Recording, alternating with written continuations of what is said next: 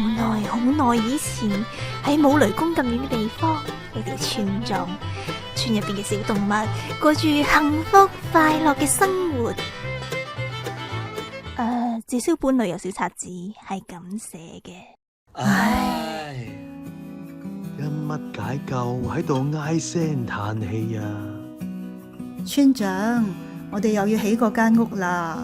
哦，幾日前先賀完你哋新屋入伙啫喎。咪又係隻大灰狼咯。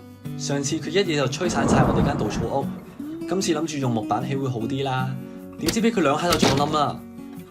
好彩我哋大妹食過下夜粥啫，唔係邊有命仲坐喺度啊？咁落去唔係辦法。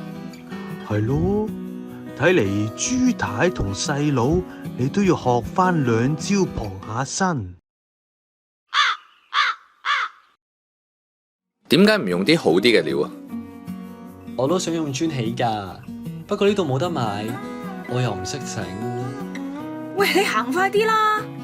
嚟緊啦！唉，好咯，醫生終於到咯。病人喺前面藍色間屋度。做咩搞咁耐啊？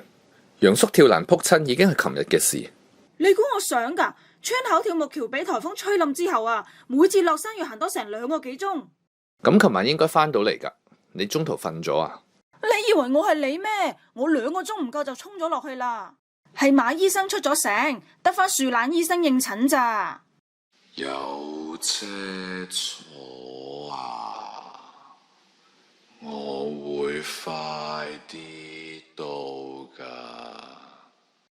我哋呢度冇醫院、冇學校，連車都唔到，仲要冇網絡添啊！次次都要靠白鴿先生。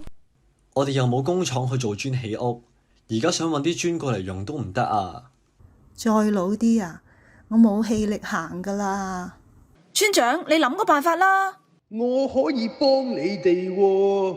呢個時候，村長嘅助手貓小姐帶住隻動物走過嚟。村長，有位牛生話想同你傾個合作計劃。你哋呢條山頂嘅村莊，乜嘢基礎設施都冇，淨係靠間中1個半個遊客，點可以振興到個經濟呀？不如咁啦，等我幫你起翻條路，叫啲工廠過嚟設廠，到時就可以自給自足。你哋話好唔好？好。咁做對你有咩好處？乜你咁諗人噶？你唔見佢頭頂有對角咩？唔係魔鬼先有角嘅。咁又係，冇角都可以係魔鬼。喂，咁即係你哋要唔要我幫啫？要。之後啊，牛生帶咗一大班人入村，佢哋起路啦，起發電廠、起醫院、起學校、起工廠同埋起銀行。居民想要嘅設施同埋服務，條村都有齊晒啊！個個都高高興興咁生活。咗一陣，唉，做乜又唉聲嘆氣啊？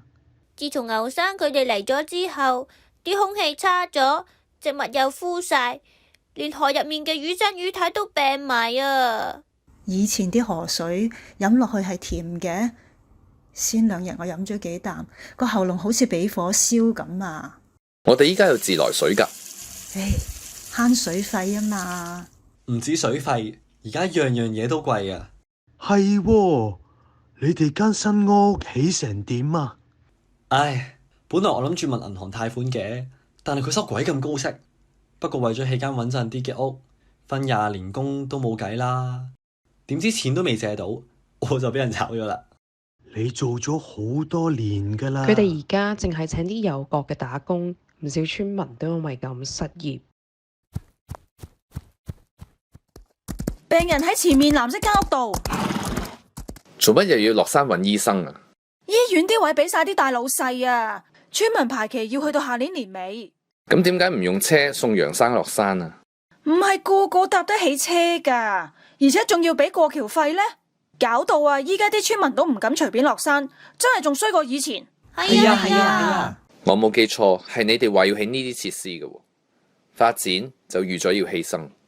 都要睇犧牲啲咩同個程度㗎。發展好嘅基礎設施，重點係要考慮人民嘅福祉。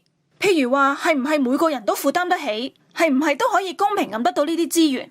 喺提高就業率同 GDP 嗰陣，都要促進工業化過程嘅包容性同永續發展可能性。而且呢啲基礎設施唔係起完就算，仲要不時升級同改造佢哋，去提高能源使用效率，大幅度採用環保嘅科技同工業製程，減少對生態環境嘅影響。再進一步就係要改善科研，鼓勵創新同提高研發人員數目同經費，提高工商業嘅科技能力，咁個社會先可以不斷進步。你講嘅嘢係好好，但係我哋冇錢，又唔識點做。所以最理想嘅情況係由一啲發展得比較好嘅國家，向好似我哋呢啲發展中嘅地區提供財務、科技同技術層面嘅支援，仲可以提高小規模工商業得到金融服務嘅途徑。例如話提高負擔得起嘅貸款，又可以將佢哋納入價值鏈同埋市場入面。另外去支援佢哋嘅科技研發同創新，包括營造有助工商多元發展同埋提升商品附加價值嘅政策環境。仲有一點就係要大幅提供資訊通訊科技，令人人都可以得到負擔得起嘅互聯網服務。咁同而家有咩分別？我哋就係因為攞咗牛生嘅幫助，所以搞成咁。嗰隻牛根本冇諗過呢啲嘢，佢淨係諗住攞晒我哋嘅資源。就算呢度被破壞，佢都唔會心痛，但係我會。哈哈哈哈哈哈！終於俾你哋發現咗添。你呢個無良奸商！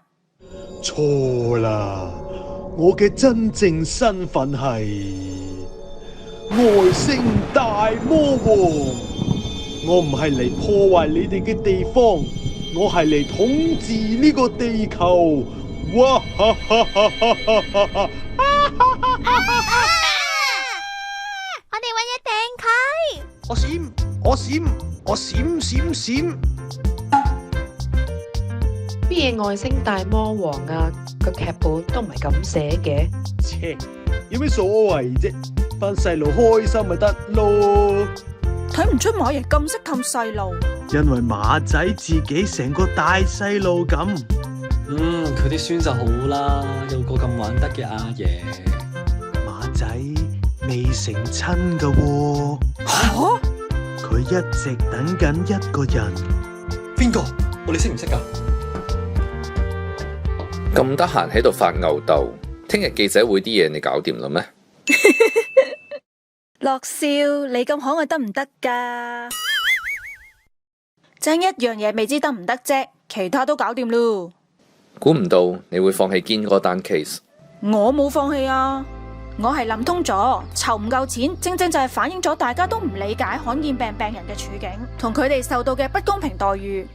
開記者會嘅目的就係要從根源嘅根源入手。一件事未必得一個方法做，係要睇點做對所有人係最好。